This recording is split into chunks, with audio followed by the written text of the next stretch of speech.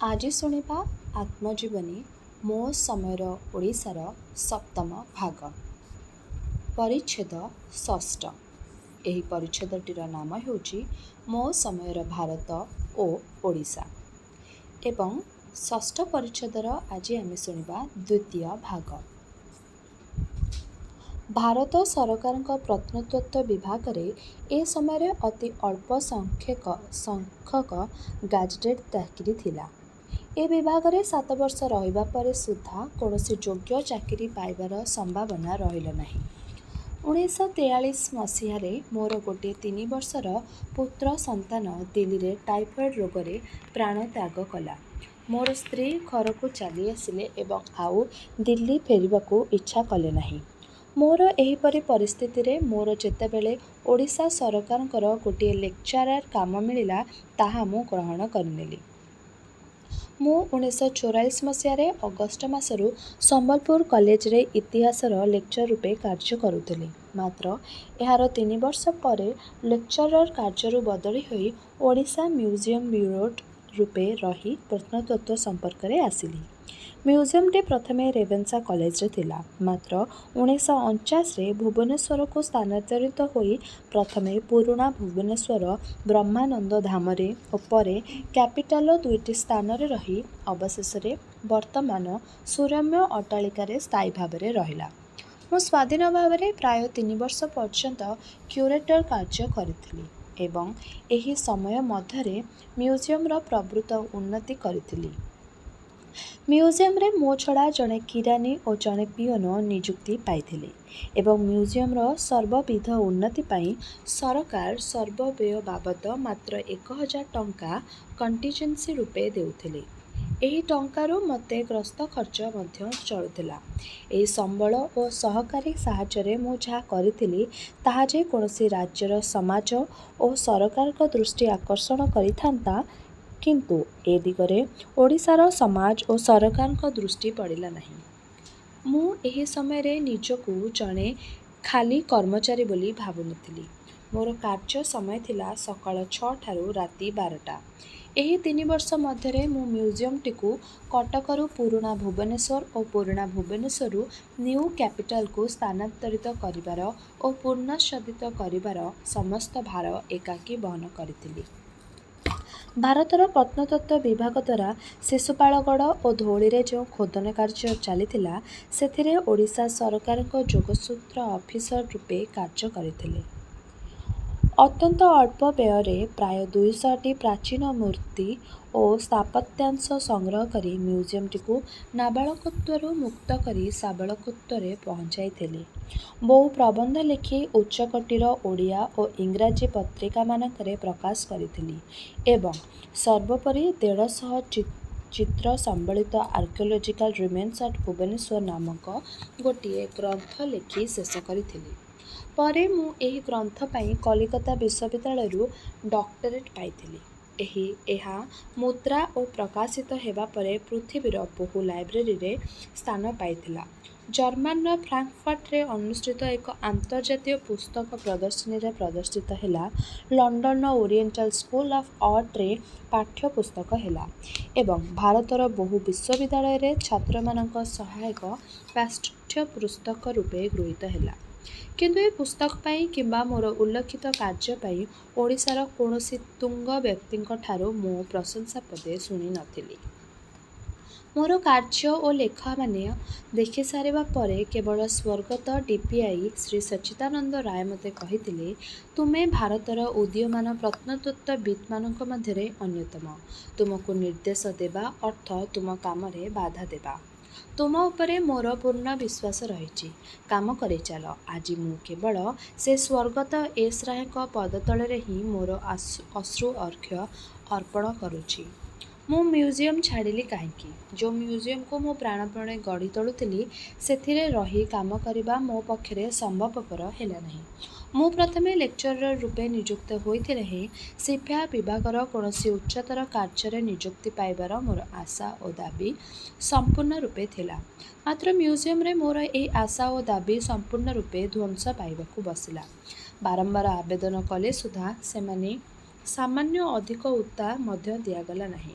1949ରେ ମୟୂରଭଞ୍ଜ ଓଡ଼ିଶା ସହିତ ମିଶିଯିବା ପରେ ପୂର୍ବତନ ଗଡ଼ଜାତମାନ ପ୍ରତ୍ନତତ୍ତ୍ୱ ବିଭାଗରେ କାମ କରୁଥିବା ସ୍ୱର୍ଗତ ପରମାନନ୍ଦ ଆଚାର୍ଯ୍ୟ ଓ ଶ୍ରୀ ସତ୍ୟନାରାୟଣ ରାଜଗୁରୁ ଓ ଶ୍ରୀ କେଦାରନାଥ ମହାପାତ୍ର ଓଡ଼ିଶା ମ୍ୟୁଜିୟମରେ ଅବସ୍ଥାପିତ ହେଲେ।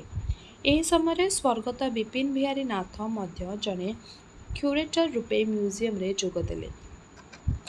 ଆର୍କାଇଭ୍ ସେକ୍ସନର କ୍ୟୁରେଟର ଶ୍ରୀ ସୁଶୀଲ ଚନ୍ଦ୍ର ଦେ ମଧ୍ୟ ଏହି ମ୍ୟୁଜିୟମରେ ଅବସ୍ଥାପିତ ହେବାରୁ ମୋ ସମେତ ସମସ୍ତ ଗ୍ୟାଜେଟେଡ୍ କର୍ମଚାରୀଙ୍କ ସଂଖ୍ୟା ହେଲା 6 ଜଣ। ଏମାନଙ୍କୁ ନେଇ ଗୋଟିଏ ରିସର୍ଚ୍ଚ ସେକ୍ସନ ଗଢ଼ା ହେଲା। ମାତ୍ର ଏମାନଙ୍କ ମଧ୍ୟରେ ଗୋଟିଏ ସୁଦ୍ଧା ପ୍ରଥମ ଶ୍ରେଣୀର ଚାକିରି ନଥିଲା। ସ୍ୱର୍ଗତ ଆଚାର୍ଯ୍ୟ ସମସ୍ତଙ୍କ ମଧ୍ୟରେ କର୍ମଚାରୀଙ୍କ ମୁଖ୍ୟ ହୋଇଥିଲେ ହେଁ ସେ ପ୍ରଥମ ଶ୍ରେଣୀର କର୍ମଚାରୀ ନଥିଲେ। ଏଣୁ ସେ ଅବସର ନେବା ପରେ ମଧ୍ୟ ଉଚ୍ଚ ପଦକୁ ଉନ୍ନତି ହେବାର ମୋର କୌଣସି ଆଶା ରହିଲା ନାହିଁ। ଦ୍ୱିତୀୟତଃ ମ୍ୟୁଜିୟମର ଅଭିବୃଦ୍ଧି କରିବା ବିଷୟରେ ଓ ଗବେଷଣା କ୍ଷେତ୍ରରେ ମୋର ସହକର୍ମୀମାନଙ୍କ ସହିତ ସମତାଳ ଦେଇ ଚଳିବା ମୋ ପକ୍ଷରେ ସମ୍ଭବପର ହେଲା ନାହିଁ। ମୁଁ କଲିକତା ବିଶ୍ୱବିଦ୍ୟାଳୟରୁ ପ୍ରାଚୀନ ଭାରତୀୟ ଇତିହାସ ଓ ପ୍ରତ୍ନତତ୍ତ୍ୱରେ MA ପାସ୍ କରିବା ପରେ ଭାରତ ସରକାରଙ୍କ ପ୍ରତ୍ନତତ୍ତ୍ୱ ବିଭାଗରେ 7 ବର୍ଷ ରହି ଭାରତର ତତ୍କାଳୀନ ସର୍ବଶ୍ରେଷ୍ଠ ପଣ୍ଡିତମାନଙ୍କଠାରୁ ପ୍ରତ୍ନତାତ୍ତ୍ୱିକ କାର୍ଯ୍ୟ ଏବଂ ଗବେଷଣାର ମାନ ଓ ଆଦର୍ଶ ଶିକ୍ଷା କରିଥିଲି। ମାତ୍ର ଓଡ଼ିଶା ମ୍ୟୁଜିୟମର ମୋର ସହକର୍ମୀମାନେ ଥିଲେ ସ୍ୱୟଂସିଦ୍ଧ ପ୍ରତ୍ନତାତ୍ତ୍ୱିକ। ଏପରି ସ୍ଥଳେ ସର୍ବ ବିଷୟରେ ଏମାନଙ୍କ ସହିତ ମୋର ମତପାର୍ଥକ୍ୟ ଘଟିବା ଅନିବାର୍ଯ୍ୟ ହୋଇଥିଲା। ସଙ୍ଗମେଳରେ ମୋର କଷ୍ଟଲଭ୍ୟ ପ୍ରତ୍ନତାତ୍ତ୍ୱିକ ଜ୍ଞାନ ଗବେଷଣାର ଆଭିମୁଖ୍ୟ ଓ ଆଦେଶକୁ ବଦଳାଇବା ପାଇଁ ମୁଁ ପ୍ରସ୍ତୁତ ନଥିଲି। ସର୍ବୋପରି ରିସର୍ଚ୍ଚ ସେକ୍ସନ ଗଢ଼ା ହେବା ପରେ ମୋର କର୍ମ କରିବାର ସ୍ୱାଧୀନତା ବହୁ ଭାବରେ ସଙ୍କୁଚିତ ହେଲା। ପରୀକ୍ଷା କରି ଦେଖିଲି ଯେ ମୁଁ ମ୍ୟୁଜିୟମର ଅଭିବୃଦ୍ଧି ପାଇଁ ଗବେଷଣା ପାଇଁ ଦିନକ ଭିତରେ ଯାହା କରୁଥିଲି ସଙ୍ଗମେଳରେ ତାହା ବର୍ଷକ ମଧ୍ୟରେ ସୁଦ୍ଧା ହୋଇପାରିବ ନାହିଁ। ଏହିସବୁ କାରଣରୁ କର୍ତ୍ତୃପକ୍ଷଙ୍କୁ ବାରମ୍ବାର ପ୍ରାର୍ଥନା କରିବା ପରେ ମ୍ୟୁଜିୟମରୁ ଅବ୍ୟାହତି ପାଇଁ ମୁଁ ପୁଣି ଲେକ୍ଚରର ରୂପେ 1951 ମସିହାରେ ରେଭେନ୍ସା କଲେଜରେ ଅବସ୍ଥାପିତ ହେଲି। ପ୍ରତ୍ନତତ୍ତ୍ୱରୁ ବିଚ୍ଛିନ୍ନ ହେବା ପରେ ମୋ ଜୀବନ ଶୂନ୍ୟ ଜଣାଯାଇଥିଲା। ବାଲ୍ୟକାଳରୁ ମୁଁ ପ୍ରତ୍ନତତ୍ତ୍ୱ ପ୍ରତି ଆକୃଷ୍ଟ ହୋଇଥିଲି ଏବଂ ପରବର୍ତ୍ତୀ ଜୀବନରେ ଏହା ମୋ ପରମାଧ୍ୟ ଥିଲା। ପ୍ରତ୍ନତତ୍ତ୍ୱପୂର୍ଣ୍ଣ ଓଡ଼ିଶାକୁ ଏହି ପ୍ରତ୍ନତତ୍ତ୍ୱ ମାଧ୍ୟମରେ ହିଁ ସେବା କରିବି ବୋଲି ଆଶା ବାନ୍ଧିଥିଲି। ମାତ୍ର କେବଳ ଉଲ୍ଲେଖିତ କାରଣମାନଙ୍କ ହେତୁରୁ ହିଁ ଏହି ସମୟରେ ମୁଁ ଓଡ଼ିଶାର ରାଜନୈତିକ ନେତାମାନଙ୍କଠାରୁ ଯେପରି ବ୍ୟବହାର ପାଇଥିଲି ସେ ବ୍ୟବହାର ହେତୁ ମଧ୍ୟ ପ୍ରତ୍ନତତ୍ତ୍ୱ ଛାଡ଼ିବାକୁ ବାଧ୍ୟ ହେଲି। ମୁଁ କାହିଁକି ରାଜନୀତି ନେତାଙ୍କ କୋପ ଓ ସନ୍ଦେହ ଦୃଷ୍ଟିରେ ପଡ଼ିଲି ତାହା ଟିକେ ବୁଝାଇ ଲେଖିବା ଉଚିତ ମନେ କରୁଛି। ସ୍ୱର୍ଗତ ମହାରାଜ ସାର ପ୍ରତାପଚନ୍ଦ୍ର ଭଞ୍ଜଦେଓଙ୍କ ଆନୁକୂଲ୍ୟରେ ଓ ମୟୂରଭଞ୍ଜ ଷ୍ଟେଟ ପେୟର ସ୍ୱର୍ଗତ ପରମାନନ୍ଦ ଆଚାର୍ଯ୍ୟ ଭାରତର ବିଭିନ୍ନ ରେକର୍ଡ଼ ଅଫିସରୁ ଏପରିକି ଲଣ୍ଡନର ଇଣ୍ଡିଆ ଅଫିସରୁ ବ୍ରିଟିଶ ରାଜତ୍ୱରେ ମୟୂରଭଞ୍ଜ ତଥା ଓଡ଼ିଶାର ଇତିହାସ ସମ୍ବନ୍ଧୀୟ ଅନେକ ଗୁଡ଼ିଏ ନଥି ସଂଗ୍ରହ କରିଥିଲେ। ଏହି ନଥିଗୁଡ଼ିକର ସମ୍ପାଦନାର ଭାର କଲିକତାର ସ୍ୱର୍ଗତ ରାୟ ବାହାଦୁର ରମାପ୍ରସାଦ ଚନ୍ଦ୍ରଙ୍କଠାରେ ନ୍ୟସ୍ତ ହୋଇଥିବା ବେଳେ 1937 ମସିହାରେ ମୁଁ ସ୍ୱର୍ଗତ ଚନ୍ଦ୍ରଙ୍କ ସହକାରୀ ରୂପେ କାର୍ଯ୍ୟ କରିଥିବାରୁ ଏହି ନଥିମାନଙ୍କ ସମ୍ବନ୍ଧରେ ମୋର କେତେକ ପରିମାଣର ଜ୍ଞାନ ଥିଲା। ମୟୂରଭଞ୍ଜ ଦେୱାନ ଥିବା ବେଳେ ଓ ପରେ ଏହି ଷ୍ଟେଟର ରାଜନୀତି ପରାମର୍ଶଦାତା ଥିବା ବେଳେ ସି.କେ.ସି. ନିୟୋଗୀ ଏହି ନଥିମାନଙ୍କର ଗୋଟିଏ କପି ନିଜ ପାଖରେ ରଖିଥିଲେ ଓ ପରେ ସେ ସେହି କପିଟିକୁ ମୋତେ ଦେଇଥିଲେ। ଶ୍ରୀ ନିୟୋଗୀ ନଥିଗୁଡ଼ିକର ପ୍ରକୃତ ମାଲିକ ହୋଇଥିବାରୁ ସେଗୁଡ଼ିକ ସାହାଯ୍ୟରେ ମୋତେ ଯେତେବେଳେ ଯାହା ଲେଖିବାକୁ କହୁଥିଲେ ମୁଁ ତାହା ଲେଖୁଥିଲି। ସ୍ୱାଧୀନତା ପ୍ରାପ୍ତି ପୂର୍ବରୁ ଓଡ଼ିଶାର ଷ୍ଟେଟମାନଙ୍କୁ ମିଶାଇ ଇଷ୍ଟର୍ଣ୍ଣ ଷ୍ଟେଟ୍ସ ୟୁନିୟନ ନାମକ ଗୋଟିଏ ରାଜ୍ୟ ଗଠନ କରିବାର ପ୍ରୟାସ କରାଯାଇଥିଲା। ଯେଉଁମାନେ ଏହି ଯୋଜନାର କର୍ଣ୍ଣଧାର ଓ ପ୍ରଧାନ ପୁରୋଧା ଥିଲେ ଓଡ଼ିଶାର ନେତାମାନଙ୍କୁ ସେମାନଙ୍କ ନାମ ଓ କର୍ମ ଅଜ୍ଞାତ ନଥିଲା। କିନ୍ତୁ ସେମାନଙ୍କ ଆଦେଶ ଓ ପ୍ରରୋଚନାରେ ମୁଁ ଯେତେବେଳେ political status of the federal state of Odisha and Chhattisgarh ନାମକ ପୁସ୍ତକ ଲେଖିଲି ସେତେବେଳେ ମୁଁ ଓଡ଼ିଶା ବିରୋଧୀ ବୋଲି ବିବେଚିତ ହେଲି। ବ୍ରିଟିଶ ନଥିପତ୍ରରୁ ଯାହା ପାଇଥିଲି ତାହା ହିଁ ମୁଁ ମୋ ଏ ପୁସ୍ତକରେ ପ୍ରକାଶ କରିଥିଲି। ଏଥିରେ ମୋର ମନଗଢ଼ା କୌଣସି କଥା ନଥିଲା। ତଥାପି ମୁଁ ଏଥିପାଇଁ ଶାସ୍ତି ଗ୍ରହଣ କରିବାକୁ ପ୍ରସ୍ତୁତ ଥିଲି। କିନ୍ତୁ ଏ ଶାସ୍ତି ପ୍ରକାଶ୍ୟ ଭାବରେ ଆସିନଥିଲା। ଏହି ପୁସ୍ତକ ପ୍ରଣୟନ ସହିତ ଯେଉଁ ତୁଙ୍ଗ ବ୍ୟକ୍ତିମାନେ ସମ୍ପୃକ୍ତ ଥିଲେ ସେମାନେ ଉଚ୍ଚ ସ୍ଥାନ ପାଇଲେ, ଏପରିକି ଉଚ୍ଚ ରାଜକର୍ମଚାରୀ ରୂପେ ଅଧିଷ୍ଠିତ ହେଲେ। ସେମାନଙ୍କ ମଧ୍ୟରୁ ଷ୍ଟେନୋଗ୍ରାଫର ଭଳି କାମ କରିଥିବା ମୋ ଭଳି ଜଣେ ସାମାନ୍ୟ କର୍ମଚାରୀକୁ ବାଛି ନେବାରେ ମୁଁ କୌଣସି ନ୍ୟାୟ ବା ବିରୋଧ ଦେଖିନଥିଲି। ନ୍ୟାୟଦ୍ୱାରରେ ଯେ ବାଘ ବଳଦକୁ ଏକାପରି ନ୍ୟାୟ ମିଳେ, ମୋର ଏ ଧାରଣା ଦୂର ହୋଇଗଲା। ପ୍ରାଚୀନ ଭାରତରେ ଦଣ୍ଡ ସମତା ନଥିଲା, କାରଣ ଏକ ପ୍ରକାର ଦୋଷ ପାଇଁ ବିଭିନ୍ନ ଜାତିର ବ୍ୟକ୍ତିଙ୍କୁ ବିଭିନ୍ନ ପ୍ରକାର ଦଣ୍ଡ ଦିଆଯାଉଥିଲା। ମାତ୍ର ଅଶୋକ ହିଁ ପ୍ରଥମେ ଦଣ୍ଡ ସମତା ପ୍ରଚଳନ କରି ତାଙ୍କ ଅନୁଶାସନରେ ଏହା ଉପରେ ଗୁରୁତ୍ୱ ଆରୋପ କରିଥିଲେ। ବ୍ରିଟିଶ ରାଜତ୍ୱରେ ଦଣ୍ଡ ସମତା ଥିଲା, କିନ୍ତୁ ସ୍ୱାଧୀନତା ଆସିବା ସଙ୍ଗେ ସଙ୍ଗେ ଭାରତରେ ଏହି ଦଣ୍ଡ ସମତା ଭାଙ୍ଗି ପଡ଼ିଲା। ମୋ ମନରେ ଏହିପରି ଧାରଣା ହିଁ ଜାତ ହୋଇଥିଲା ଯେ ମସ୍ତିଷ୍କ ଭଳି କାର୍ଯ୍ୟ କରେ ସେ ଦଣ୍ଡ ପାଏ ନାହିଁ, କିନ୍ତୁ ଯେ ହସ୍ତ ଭଳି କାର୍ଯ୍ୟ କରେ ସେ ହିଁ ଦଣ୍ଡ ପାଏ।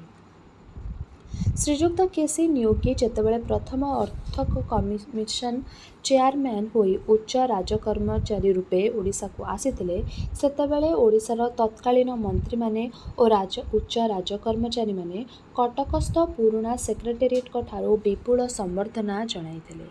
ସେଠାରେ ଉପସ୍ଥିତ ହେବା ପାଇଁ ଶ୍ରୀଯୁକ୍ତ ନିୟୋଗୀ ମୋତେ ଖବର ପଠାଇଥିଲେ ଏବଂ ସେଠାରେ ଉପସ୍ଥିତ ହେବା ପରେ ସର୍ବ ସମକ୍ଷରେ ମୋତେ ଚିହ୍ନାଇ କହିଥିଲେ, "he is our man, don't you ill treat ହିମ୍।"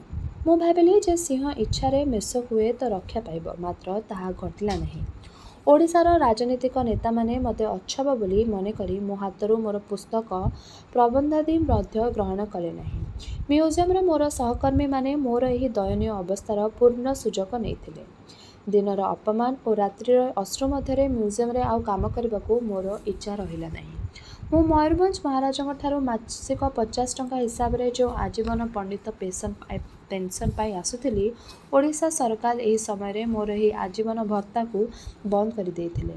ଏଣୁ କଲେଜକୁ ଫେରିଆସି ଆତ୍ମରକ୍ଷା କରିବାର ଚେଷ୍ଟା କରିଥିଲି।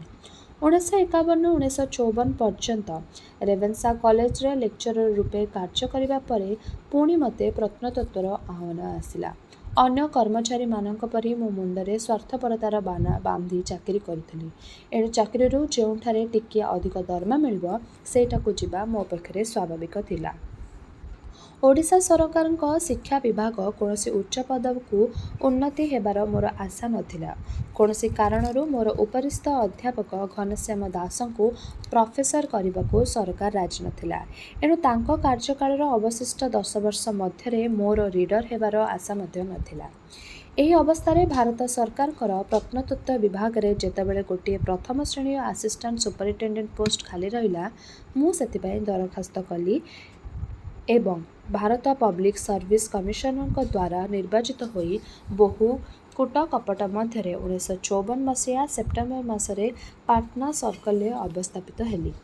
ଆଗରୁ ଲେଖିଛି ଯେ ମୁଁ 1937ରୁ 1944 ପର୍ଯ୍ୟନ୍ତ ଭାରତ ସରକାରଙ୍କ ପ୍ରତ୍ନତତ୍ତ୍ୱ ବିଭାଗରେ ଅବିଭକ୍ତ ଭାରତର ବହୁ ଅଞ୍ଚଳ ଦେଖିବାକୁ ସୁବିଧା ପାଇଥିଲି। 10 ବର୍ଷ ପରେ ସେ ବିଭାଗକୁ ଫେରିଯାଇ 1954ରୁ 1961 ମଧ୍ୟରେ ପୁଣି ବହୁ ସ୍ଥାନରେ କାର୍ଯ୍ୟ କରିବାର ସୁଯୋଗ ପାଇଥିଲି। ପ୍ରଥମେ ପାଟନା, ତାପରେ ଦିଲ୍ଲୀ, ତାପରେ ପୁଣି ପାଟନା ଏବଂ ଶେଷରେ ଭୋପାଳ ଅବସ୍ଥାନ କରି ଭାରତୀୟ ପ୍ରତ୍ନତତ୍ତ୍ୱ ସମ୍ବନ୍ଧରେ ପ୍ରଭୂତ ଅଭିଜ୍ଞତା ଅର୍ଜନ କରିଥିଲି। 1957ରେ ସୁପରିଟେଣ୍ଡେଣ୍ଟ ପଦକୁ ଉନ୍ନତି ହେବା ପରେ ମୋର ଆର୍ଥିକ ସ୍ୱଚ୍ଛଳତା ବୃଦ୍ଧି ପାଇଥିଲା। ଭଲ ଗ୍ରସ୍ତ ଖର୍ଚ୍ଚ ମଧ୍ୟ ପାଉଥିଲି। ମୋର ପିଲାମାନେ ହିନ୍ଦୀ ମାଧ୍ୟମରେ ଶିକ୍ଷାଲାଭ କରୁଥିଲେ। ଏହିସବୁ କାରଣରୁ ମୁଁ ଓଡ଼ିଶାକୁ ଫେରିଆସିବାର କଳ୍ପନା କରୁନଥିଲି। ବରଞ୍ଚ ମୁଁ ଭାବୁଥିଲି ଯେ ଭାରତର କୌଣସି ଅଞ୍ଚଳରେ ସ୍ଥାୟୀ ଭାବରେ ବାସ କରି ରହିବି। ଏଥିପାଇଁ ସାଞ୍ଚୀରେ ଖଣ୍ଡିଏ ଜମି କିଣିବାର ଆୟୋଜନ ମଧ୍ୟ କରିଥିଲି। ଅଭିଜ୍ଞତାରୁ ଜାଣିଥିଲି ଯେ ଓଡ଼ିଶା ବାହାରେ ଯେଉଁ ଓଡ଼ିଆ ପଣ୍ଡିତମାନେ ରହିଥିଲେ, ସେମାନେ ସାଂସ୍କୃତିକ କ୍ଷେତ୍ରରେ ସର୍ବଭାରତୀୟ ସ୍ତରରେ ସୁନାମ ଅର୍ଜନ କରିଥିଲେ। ଡକ୍ଟର ହରିନାରାୟଣ ସିଂହ ଓ ପଣ୍ଡିତ ବିନାୟକ ମିଶ୍ରଙ୍କ ଇତିହାସ ଓ ପ୍ରତ୍ନତତ୍ତ୍ୱରେ କୃତି ସର୍ବଭାରତୀୟ ସ୍ତରରେ ସ୍ୱୀକୃତ ହୋଇଛି। ମାତ୍ର ଓଡ଼ିଶାରେ ରହି ଯେଉଁମାନେ ଏହି ବିଷୟମାନଙ୍କରେ ବିଶେଷଜ୍ଞ ହୋଇଛନ୍ତି ସେମାନେ ସିନା ଓଡ଼ିଶାରେ ସୁପରିଚିତ ହୋଇଛନ୍ତି, କିନ୍ତୁ ଭାରତ ସେମାନଙ୍କୁ ଜାଣେ ନାହିଁ। କିଏ କେତେ ଲେଖିପାରିଛି ଓ କହିପାରିଛି ସେଇଥିରୁ ହିଁ ଓଡ଼ିଶାରେ କୃତିତ୍ୱର କଳନା କରାଯାଏ।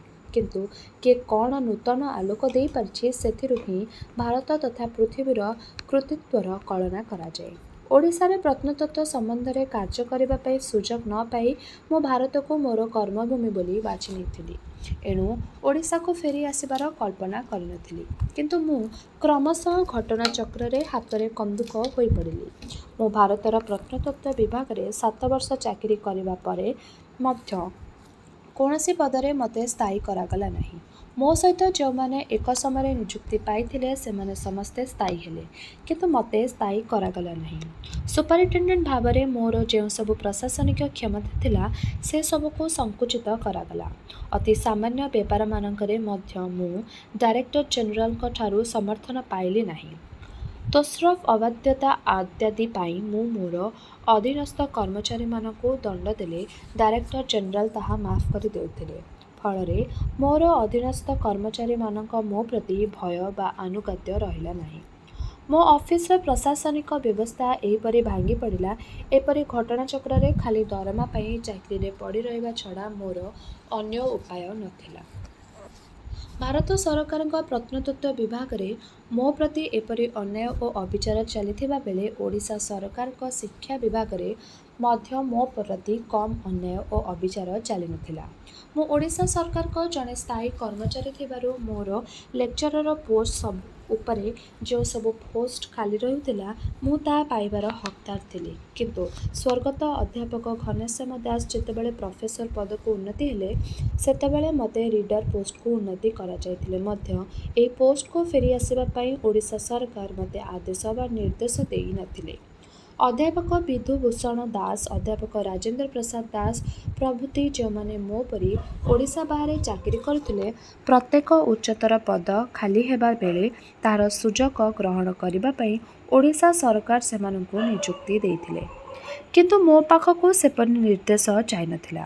ମୁଁ ରିଡର ପୋଷ୍ଟକୁ ଉନ୍ନତି ହେଲେ ସୁଦ୍ଧା ଏହି ପୋଷ୍ଟ ଖାଲି ରହିବା ସଙ୍ଗେ ସଙ୍ଗେ ମୋର ଜୁନିୟର ଡକ୍ଟର ମନ୍ମଥ ନାଥ ଦାସଙ୍କୁ ତାହା ଅସ୍ଥାୟୀ ଭାବରେ ଦିଆଯାଇଥିଲା।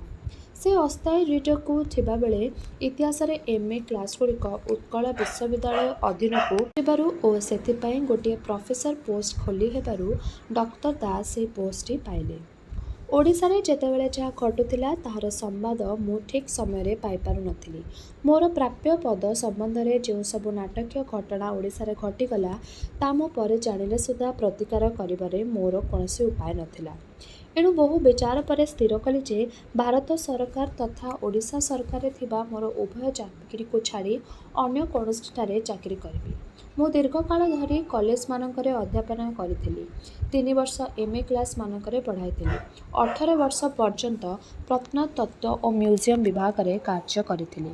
ଇଂରାଜୀରେ ଏକାଧିକ ପୁସ୍ତକ ବହୁ ପ୍ରବନ୍ଧ ଲେଖି ଜଣେ ଗବେଷକ ଭାବରେ ଖ୍ୟାତି ଲାଭ କରିଥିଲି। କଲିକତା ବିଶ୍ୱବିଦ୍ୟାଳୟରୁ ଡକ୍ଟରେଟ୍ ପାଇଥିଲି। ଏ ସମସ୍ତଙ୍କୁ ସମ୍ବଳ କରି ଭାରତର କୌଣସି ସ୍ଥାନରେ ଗୋଟିଏ ଚାକିରି ପାଇବା ମୋ ପକ୍ଷରେ ଆଦୌ କଷ୍ଟକର ନଥିଲା। ଉତ୍ତରପ୍ରଦେଶ ସରକାରଙ୍କ ପ୍ରତ୍ନତତ୍ତ୍ୱ ବିଭାଗରେ ଯେତେବେଳେ ଡାଇରେକ୍ଟର ପୋଷ୍ଟଟି ଖାଲି ହେଲା ସେତେବେଳେ ମୁଁ ସେଥିପାଇଁ ଦରଖାସ୍ତ କଲି।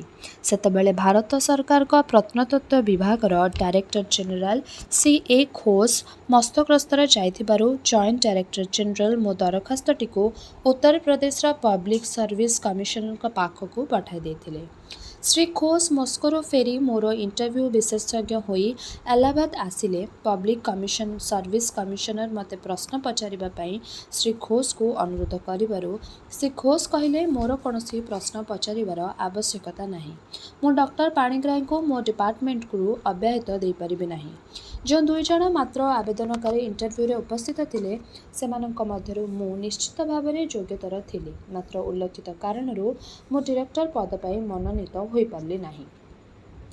ନାନା ଅପମାନ, ନିନ୍ଦା, କୁତ୍ସା, ମିଥ୍ୟା ଅପବାଦର ମଧ୍ୟରେ ପ୍ରତ୍ନତତ୍ତ୍ୱ ବିଭାଗରେ କ୍ରମଶଃ ଅତିଷ୍ଠ ହୋଇ ମୁଁ ସ୍ଥିର କଲି ଯେ ସରକାରୀ ଚାକିରି ଆଉ ନ କରି କୌଣସି ବିଶ୍ୱବିଦ୍ୟାଳୟରେ ଚାକିରି କରିବି।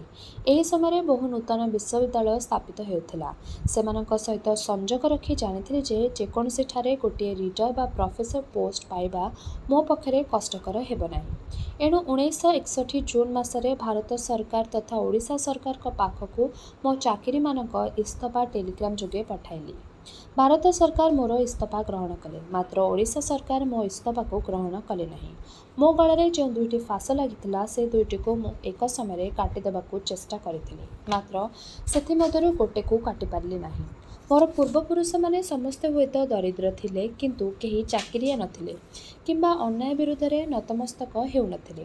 ମୋର ଦରିଦ୍ର ପିତା ବ୍ରାହ୍ମଣମାନଙ୍କ ଅନ୍ୟାୟ ବିରୁଦ୍ଧରେ ବିଦ୍ରୋହ କରି କିପରି ଅଶେଷ ଯାତନା ପାଇଥିଲେ, ତାହା ମୁଁ ପ୍ରଥମ ପରିଚ୍ଛେଦରେ ବର୍ଣ୍ଣନା କରିଛି। ମୁଁ ସିନା ବନ୍ଧନରୁ କାଟିବାର ଚେଷ୍ଟା କଲି, କିନ୍ତୁ ଓଡ଼ିଶା ସରକାର ସେ ବନ୍ଧନକୁ କାଟିଲେ ନାହିଁ। ଏଣୁ ମୁଁ ଯେଉଁଠାକୁ ଗଲେ ମଧ୍ୟ ମୋତେ ପୁଣି ଟାଣି ଆଣିବାର କ୍ଷମତା ଏହି ସରକାରଙ୍କ ହାତରେ ରହିଲା। ମୋର ସ୍ତ୍ରୀ ଭୟବିହ୍ୱଳିତା ହୋଇ ଭାବିଲେ ଯେ ମୁଁ ଉଭୟ ସରକାରଙ୍କ ଚାକିରି ଛାଡ଼ି ଦେଉଥିବାରେ ପିଲାମାନେ ଭାସିଯିବେ। ତାଙ୍କର ଏହି ଭୟ ସମ୍ପୂର୍ଣ୍ଣ ଅମୂଳକ ଥିଲା।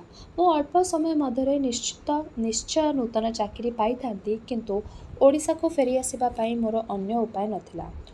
ଉପାୟନ୍ତର ନ ଦେଖି ଓ ମୋ ସ୍ତ୍ରୀଙ୍କ ବାରମ୍ବାର ଅନୁନୟ ଏଡ଼ି ନ ପାରି 1961 ମସିହାରେ ଜୁନ୍ ମାସରେ ଓଡ଼ିଶାକୁ ଫେରିଆସି ପୁରୁଣା ଭୁବନେଶ୍ୱରରେ ହଜୁରୀ କୋଠିରେ ରହିଲି। ଏତେବେଳକୁ ମୋର ବଡ଼ ପୁଅ ବରେଣ୍ୟ ବମ୍ବେ IITରେ ଇଲେକ୍ଟ୍ରିକାଲ ଇଞ୍ଜିନିୟର ପଢ଼ୁଥାଏ ଏବଂ ସାନ ପୁଅ ହିରଣ୍ୟ ଭୋପାଳରେ ଗୋଟିଏ ହାୟର ସେକେଣ୍ଡାରୀ ସ୍କୁଲରେ ପଢ଼ୁଥାଏ। ସେମାନଙ୍କୁ ଛାଡ଼ି ଏବଂ କେବଳ କନ୍ୟା ଦୁଇଟିକୁ ଓ ମୋର ସ୍ତ୍ରୀଙ୍କୁ ନେଇ ଭୁବନେଶ୍ୱରରେ ରହିଲି।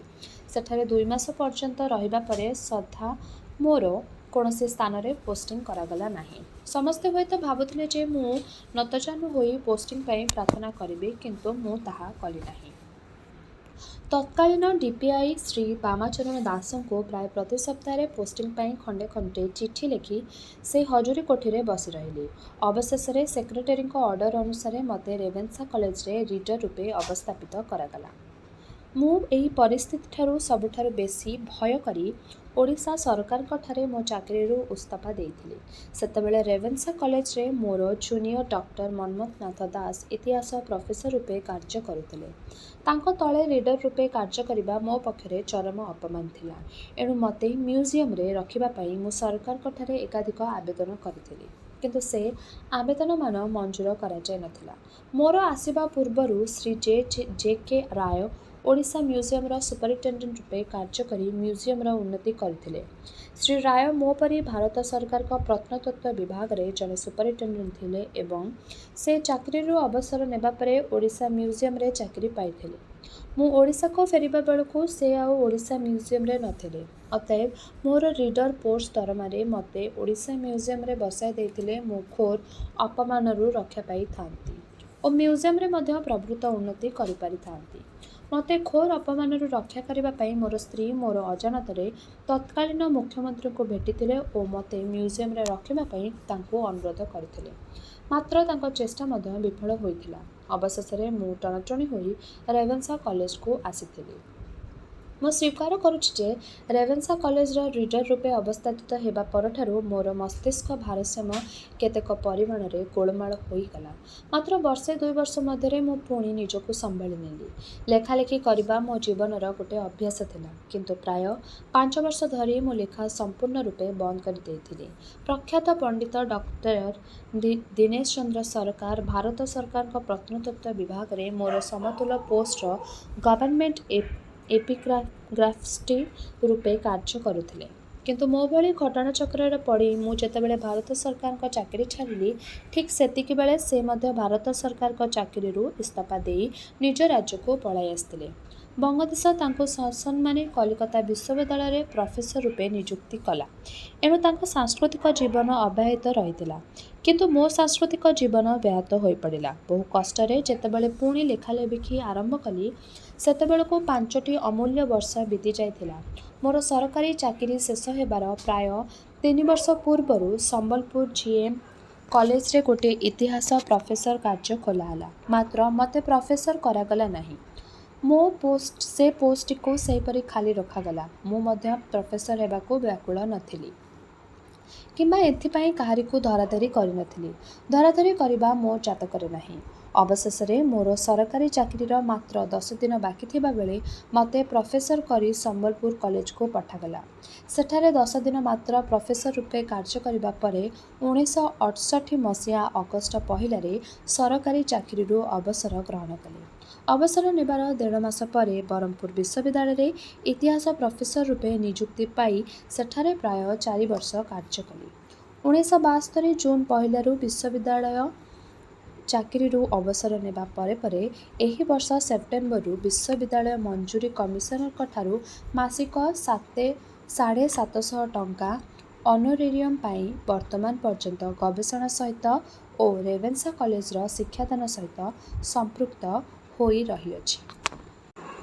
ଏଠାରେ ଶେଷ ହେଲା ମୋ ସମୟର ଓଡ଼ିଶାର 6ଠ ପରିଚ୍ଛେଦ।